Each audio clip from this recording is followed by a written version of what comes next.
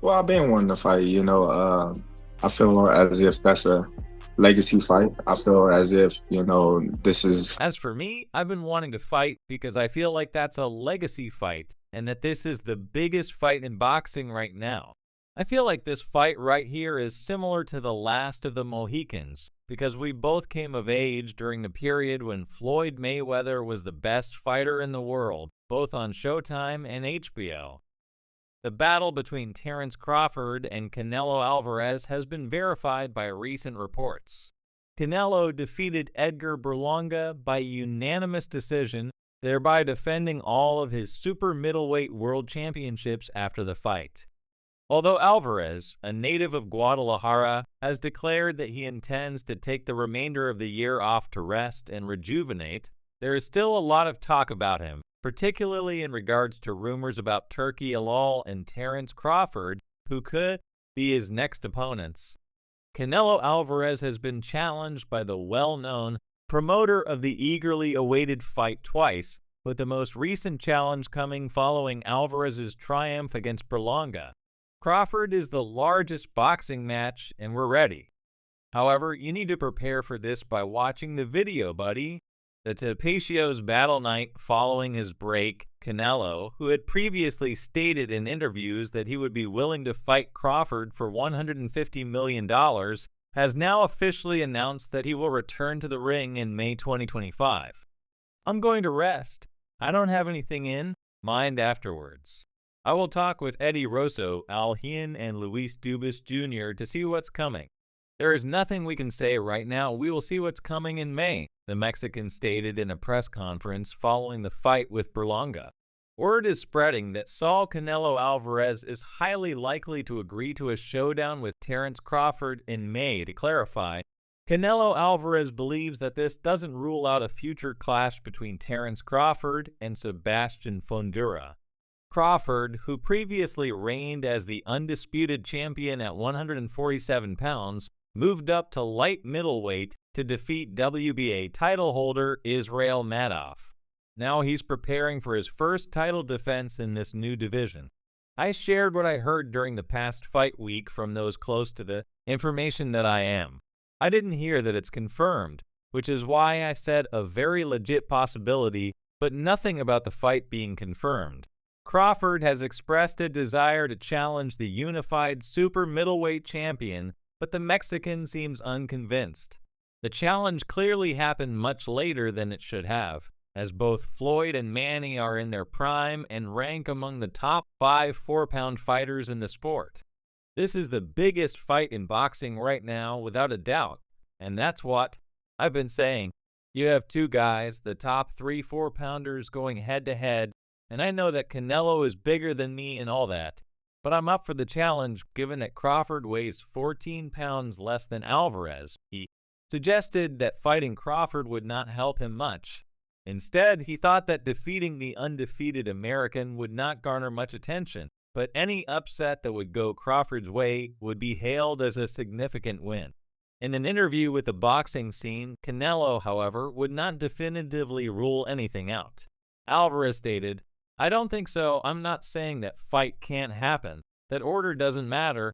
In the meantime, Mike Tyson voiced his concerns about Terence Crawford competing for the champions trio of belts in that category by moving up to 168 pounds against Canelo Alvarez. Iron Man, also known as Mike Tyson, when Terence Crawford moved up from 147 to 154 pounds to battle Israel Madria for the WBA junior middleweight title on August 3, Mike noticed that he didn't look his best. Crawford was up against a formidable physical obstacle. Tyson made a remark about Mad's stature, implying that Crawford might have been foolish to face up against someone so strong. Madrimov unleashed a relentless torrent of lethal right punches on Crawford during the fight.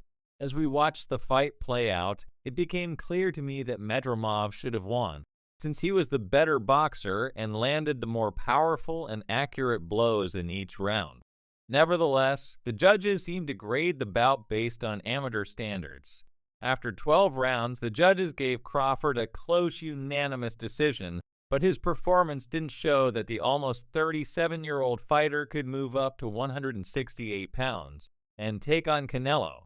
The current WBA, WBC, and WBO super middleweight champion Anthony Crawford is clearly motivated to fight Canelo in order to secure a financial cushion for his golden years spent in the lavish style of gilded, aged tycoons. However, the fans should be given a fair opportunity to witness this spectacle if Crawford is serious about winning a retirement match. He must move up to 168 pounds and prove his worth against the formidable Big Four tonight. At the other event across town, Terence Crawford was what Turkey Alesic called out on social media. What is your response to Terence Crawford's call out tonight? Please refrain from commenting. If Crawford prevails in these 4 challenges, he will be ready to challenge Canelo Alvarez for his 3 super middleweight titles. That's how simple it is to seize that wonderful opportunity. Crawford needs to work hard to succeed. There are no shortcuts in life, just as with everyone else. His resume is shallow, filled primarily with former prime opponents and fighters who never quite lived up to their full potential.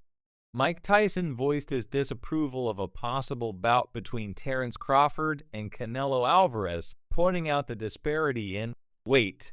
He said that Crawford shouldn't have even accepted the match because Israel Madoff was too big and had an unnatural fighting style. Crawford's prior bout with Madoff had been close. In an interview on the It Is What It Is YouTube channel, Tyson expressed his thoughts about Crawford potentially increasing his weight to 168 pounds in order to challenge Canelo for his unified super middleweight titles. He also mentioned how he didn't enjoy that fight because it was simply too much weight, and how he had a close fight with Terence's previous opponent because the latter was big and awkward, and he shouldn't have fought that opponent. Instead, he should have fought someone who was coming at him directly. The guy was quite uncomfortable. Jerky High Daniel Jacobs believes Crawford will challenge himself, given his declaration that he wants to reach 168 pounds in order to challenge Canelo Alvarez. If this ideal fight ever materializes, according to Jacobs, who defeated Canelo in a unanimous decision back in May 2019, Crawford could compete with Alvarez. After all, skills don't always pay the bills, and we are certain that Crawford has the advantage over Canelo. It will be a good test for Crawford, as Jacob recently stated on Fight Hub TV, but I believe the fans win that particular fight because Crawford has successfully navigated the 147B division and established himself as the undisputed welterweight champion. Critics and fans consider Crawford to be the best pound-for-pound boxer in the world, but he hasn't proven he can withstand punches from Alvarez at 168 pounds. Crawford tested the 154-pound weight class in his next fight against Madoff, and should a highly anticipated showdown with Canelo materialize, he would advance 2 weight classes into the super middleweight division. Jacobs felt that Crawford's matchup with Madoff was encouraging and that it will be a good test for Crawford. Jacobs mentioned discussing a possible Saul versus Terence Crawford. The controversy surrounding Canelo Alvarez's fight is here to stay, but whether it will truly happen is another matter. A crucial aspect to take into account is the weight difference between the two combatants. Canelo has participated in light heavyweight competitions and